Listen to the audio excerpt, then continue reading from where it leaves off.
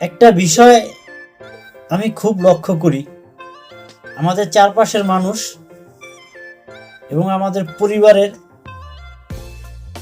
মানুষজন একটা বিষয়ে আতঙ্কে থাকে বা ভয় পায়, বা সমাজের কিছু মানুষই আছে যা সমাজের দোহাই দিয়েই চলে। কিন্তু সমাজ মানুষকে তৈরি করে, আবার মানুষই ওই সমাজকে ভেঙে দেয়। সমাজ প্রশ্ন করতে ভয় পায়, সে সমাজ অন্ধকারে হাঁটে। একটি জাতির উন্নতি দেখতে চাইলে দেখো তারা দুর্বলদের সামনে বা সাথে কেমন আচরণ করে।